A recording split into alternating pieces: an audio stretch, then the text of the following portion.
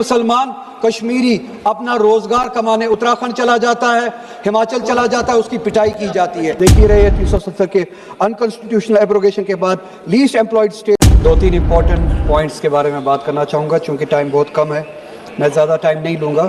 ایک تو capital expenditure کے بارے میں کتنا سیریسنس ہے اس گورنمنٹ کا جموں کشمیر کے حوالے سے کہ 50,000 کروڑ کے قریب جو لوکیشن ہے جموں کشمیر کی، اس میں سے صرف 0.25%، 1% بھی نہیں، کیپٹل ایکسپینڈیچر کے لیے جو ہے ایئرمارک کیا گیا ہے 100 کروڑ کے قریب پیسہ۔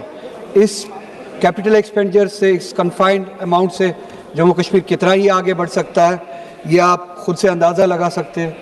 اس گورنمنٹ کی سیریسنس کتنی ہے جموں کشمیر کے حوالے سے خود آپ اندازہ لگا سکتے ہیں۔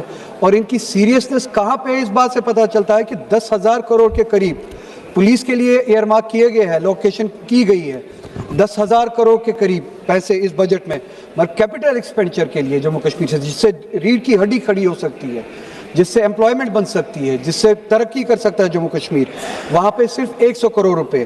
اور جہاں پہ 10,000 کروڑ روپے پولیس کے لیے انہوں نے الوکیٹ کیے ہیں، وہاں پہ ایک اہم سیکٹر ٹورزم وہ بھول چکے ہیں، ایس ایم ایز بھول چکے ہیں، ٹیکنالوجی بھول چکے ہیں۔ کشمیر جیسے کہ آپ جانتے ہیں 370 کے ان ڈیموکریٹک ایبروگیشن کے بعد that is least employed state which used to be one among us the best employed states in the country، آج وہ پہلے یا دوسرے نمبر پہ ہے۔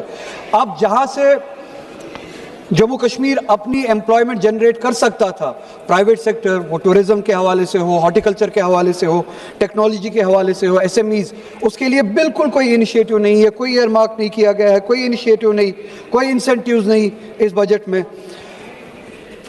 ہارٹیکلچر کے حوالے سے، کشمیر کے حوالے سے، جموں کشمیر کے حوالے سے ایک بات بہت عجیب ہے کہ جب طاقت دکھانی ہو تو کشمیری لوگوں کو دکھاتے ہیں، جموں کشمیر کے لوگوں کو دکھاتے ہیں۔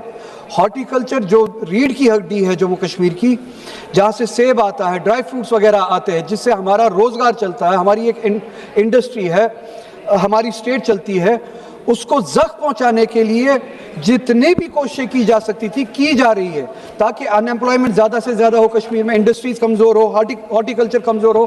ایک مثال آپ کے سامنے ہے، روب دکھائیں گے کشمیریوں کو، مسلمانوں کو روب دکھائیں گے، مگر امریکہ کے سامنے جھک جائیں گے۔ امپورٹ ڈیوٹیز ختم کر دی گئی ہے پروڈکٹس پہ، باہر سے، امریکہ سے، ایران سے یا دوسرے ممالک سے، امریکہ سے بالخصوص یہ ریسنٹ ڈیل کے بعد جہاں پہ یہ جھک گئے امریکہ کے سامنے، امپورٹ ڈیوٹیز ختم کی گئی ہے امریکہ کے امپورٹ پہ، اور جموں کشمیر کا سیب پروڈکٹ جو اسے سفر کرے گا۔ یہ ایک سوچی سمجھی سازش مجھے لگتی ہے جموں کشمیر کی انڈسٹری کو کمزور کرنے کی۔ امپلائمنٹ کا حال آپ دیکھ ہی رہے ہیں، 370 کے انکانسٹیٹیوشنل ایبروگیشن کے بعد لیسٹ امپلائڈ اسٹیٹ ہے۔ اس کے بعد آپ دیکھ لیجئے جل جیون کے لیے 1,500 کروڑ روپے کی لائبلٹی ابھی بھی ہے اس بجٹ میں، اس کے حوالے سے کوئی ذکر نہیں ہے، کوئی ایئر مارک نہیں کیا گیا ہے فنڈز۔ مسلمانوں کی حالت آپ کو پتہ ہی ہے، میرٹ کم مینس اسکالرشپ جو تھی اس ملک میں پچھلے 5 سالوں سے بتدریج کم ہوتی جا رہی ہے۔ 2023 میں 44 کروڑ تھی، اس بجٹ میں صرف اور صرف 6 لاکھ روپے ہے۔ Maulana Azad national fellowship programme جو تھا وہ 96 کروڑ جو ہوا کرتا تھا 2023 میں، اب صرف اور صرف 36 کروڑ رہ چکا ہے اس بجٹ میں۔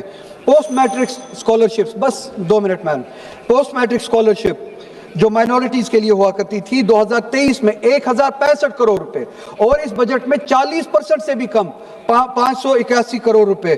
پری میٹرک اسکالرشپ تو بالکل اب ختم ہی کی گئی ہے، جو 1,200 کروڑ کے قریب ہوا کرتی تھی، 450 قریب ہوا کرتی تھی، اب صرف اور صرف 200 کروڑ رہ چکی ہے۔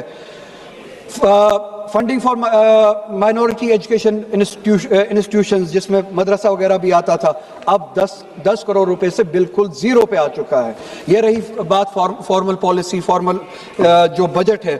انفارمل بجٹ جو ہے، انفارمل پالیسی، صرف اور صرف 1 منٹ میڈم، انفارمل پالیسی جو یہاں پہ بیان نہیں کی گئی مگر جو ایکشن میں بیان کی جاتی ہے، جب کوئی مسلمان کشمیری اپنا روزگار کمانے اتراکھنڈ چلا جاتا ہے، ہماچل چلا جاتا ہے، اس کی پٹائی کی جاتی ہے۔